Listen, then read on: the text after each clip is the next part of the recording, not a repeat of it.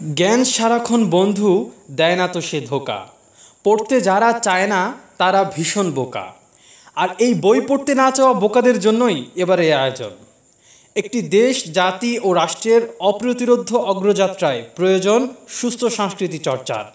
আর সেই প্রয়োজনকে অনুধাবন করে ধর্ম মন্ত্রণালয় ও ইসলামী ফাউন্ডেশনের যৌথ উদ্যোগে জাতীয় মসজিদ বাইতুল মোকাররমের দক্ষিণ ও পূর্ব গেট সংলগ্ন স্থানে বৃহৎ ইসলামী বইমেলার আয়োজন করা হয়েছে।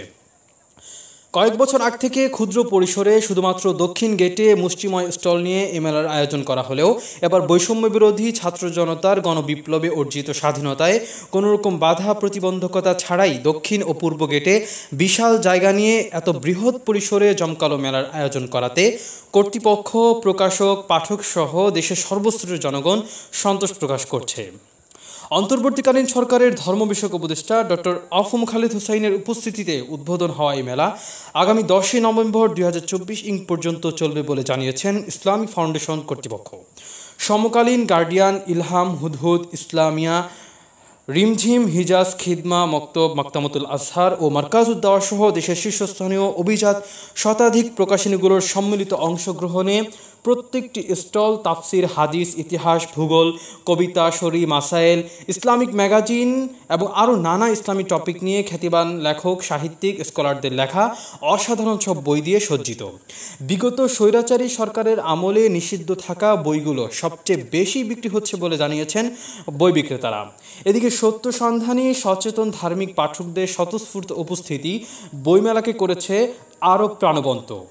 প্রায় 2 শতাধিক স্টল অসাধারণ সব কারুকার্যে যেন পরস্পর প্রতিযোগিতা করে সেজেছে।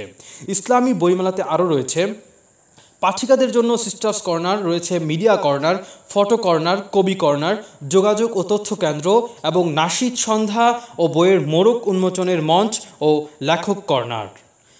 বিন্যস্ত সারি সারি বইঘর, হাজার হাজার পাঠক পাঠিকাদের কৌতূহলী উপচে পড়া ভিড়, লেখক ও প্রকাশক ও কবি সাহিত্যিকদের উপস্থিতি, সুস্থ কবিতা ও সাহিত্যের আসর এবং চতুর্দিকে রকমারির বিচিত্র বিজ্ঞাপনের মুগ্ধ করা পরিবেশ, এসব যেন জানান দিচ্ছে বৈষম্যমুক্ত স্বাধীন আগামীর ইসলামী রাষ্ট্র, নতুন এক বাংলাদেশের কথা। অপসংস্কৃতি নিপাত যাক, কবিতা সাহিত্য অশ্লীলতা ও ধর্মহীনতার প্রভাব মুক্ত হোক, দেশব্যাপী ইসলামী সাহিত্যের বিপ্লব ঘটুক এবং প্রতিনিয়ত সুস্থ সংস্কৃতি চর্চা হোক, এমন প্রত্যাশাই ব্যক্ত করছেন বইপ্রেমিক জনসাধারণ ও